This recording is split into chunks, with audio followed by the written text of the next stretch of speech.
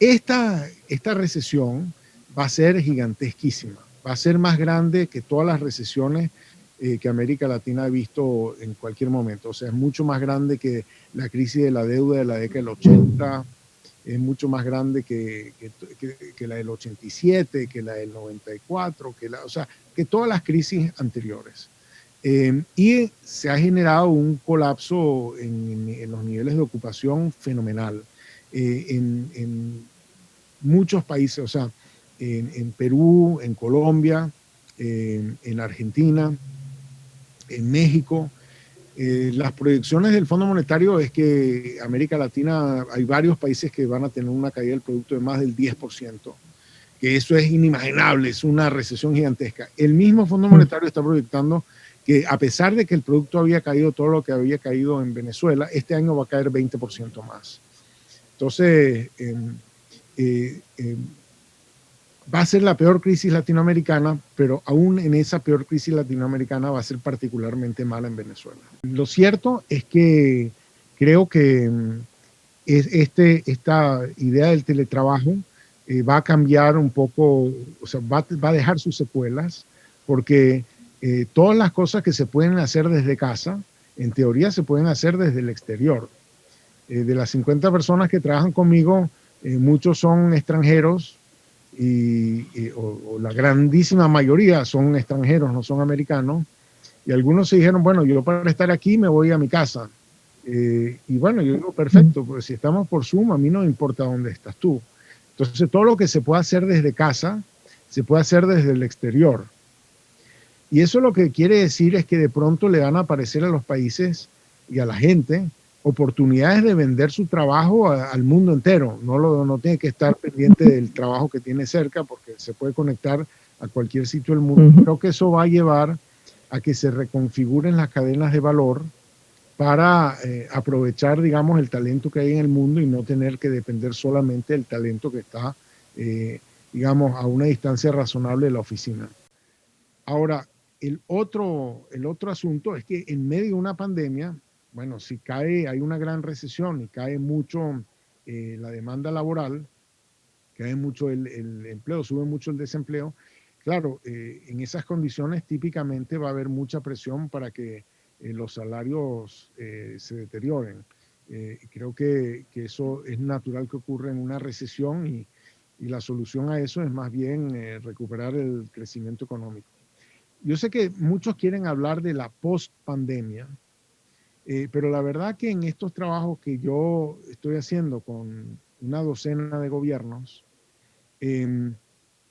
la pregunta central, la pregunta que me quita el sueño no es que cómo va a ser la post-pandemia, sino cómo vamos a manejar la pandemia. Porque en este momento en América Latina, yo no creo que se haya infectado el 10% de la población. Wow. Si uno mira el número de casos confirmados como porcentaje de la población, está como entre 2,5 o 1,5% de la población. Claro, deben haber muchos casos que no han sido confirmados, pero digamos que sean 10%.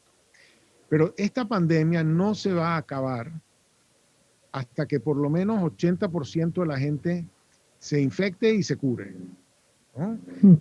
A menos que aparezca una vacuna, en cuyo caso podemos inocular a todo el mundo y ya no se tienen que enfermar el 80% de la gente. Entonces creo que hay dos escenarios que se van a jugar. Uno es si vamos a tener la vacuna y cuándo la vamos a tener. Y otro es qué pasa si no tenemos la vacuna. Entonces, si no tenemos la vacuna, yo creo que para hablar en términos beisbolísticos, estamos al final del primer inning o al principio del segundo inning. O sea que yo sé que estamos todos fastidiados y hastiados de esto, pero sin vacuna estamos en el primer inning o al principio del segundo inning. Queda mucho partido que jugar y mucho tiempo en que vamos a estar agobiados por la presencia del virus. En el escenario alternativo, pues está la vacuna.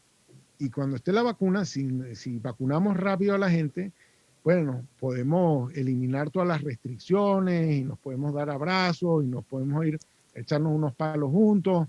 Y bueno, en fin, o sea, es la vida de esa vida remota que vivíamos, digamos, en febrero de este año. Regresaremos a eso. Ahora, lo que estábamos trabajando con los países es, bueno, ¿cuál es la estrategia para conseguir la vacuna y cómo vamos a mantener las cosas de aquí a la vacuna?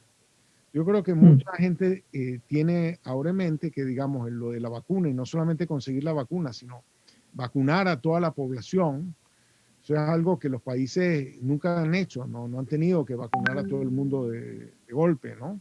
Entonces, ¿quién lo va a hacer? ¿Lo va a hacer el sistema de salud? ¿Lo va a hacer el sistema de educación? ¿Lo va a hacer los militares? ¿Lo va a hacer? ¿Va a haber suficientes vacunas, por ejemplo, para todo el mundo, profesor? O sea, por eso, bueno, en eso están los países. Están, por ejemplo, como ha habido muy poca coordinación internacional, aquí hay una falta total de liderazgo de los Estados Unidos. Que, por ejemplo, la Organización Mundial de la Salud, que es una creación de los Estados Unidos, quería coordinar el problema de asegurarse que consiguiéramos la vacuna para todo el mundo rápidamente. Y en su última reunión, en vez de discutir eso, Estados Unidos discutió que no le gustó cómo habían tratado a China, que no fueron suficientemente críticos de China y que por lo tanto Estados Unidos se salía de la Organización Mundial de la Salud. Entonces, en este momento hay muy poco liderazgo internacional para coordinar la compra de la vacuna. Y hay muchos países que están comprando las vacunas, están yendo directamente a las empresas que están produciendo las vacunas.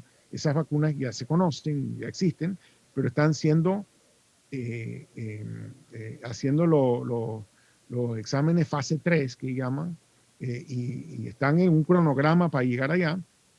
Pero esa vacuna ya se conoce. El gobierno americano decidió comprar, no sé si 200 millones de dosis o 100 millones de dosis a estas empresas sin saber si la vacuna va a funcionar o no. Pero se dijeron, yo prefiero comprártela y si la vacuna no funciona, perdí yo el dinero, pero ponte a fabricarlas ya. Entonces, muchas de esas vacunas se están fabricando ya, pero como la filosofía de Trump es América primero, entonces, pues, nadie se está ocupando del resto del mundo. Entonces, los países han ido a estos fabricantes a decirle, bueno, véndemela a mí también. Y han estado comprando vacunas con, digamos, con ciertas cláusulas de decir, bueno, si después resulta que esta vacuna no la autorizan, pues me devuelves el 50% o algo así, ¿no? Entonces, los países están muy centrados en la estrategia de cómo, cuándo, dónde, quién van a conseguir la vacuna y cómo, cuándo van a vacunar a la gente. Eso creo que es un tema fundamental. Y otro, cómo vamos a sobrevivir, digamos, en un escenario optimista, un año más, llevamos 6 meses de esto, o sea, nos falta en el buen escenario el doble de lo que ya hemos pasado. Y creo que eso ha llevado a los países a darse cuenta que cuando empezaron las cuarentenas en marzo, abril, pensaron que después de la cuarentena venía la recuperación. Ahora nos dimos cuenta que después de la cuarentena viene la extensión de la cuarentena y la extensión de la cuarentena, y después los países abren, se la pasan tranquilos unos meses y el virus regresa. O sea, el virus regresó en España, regresó en Estados Unidos, regresó en Israel, regresó en Chile. Entonces, tienen que volver a cerrar.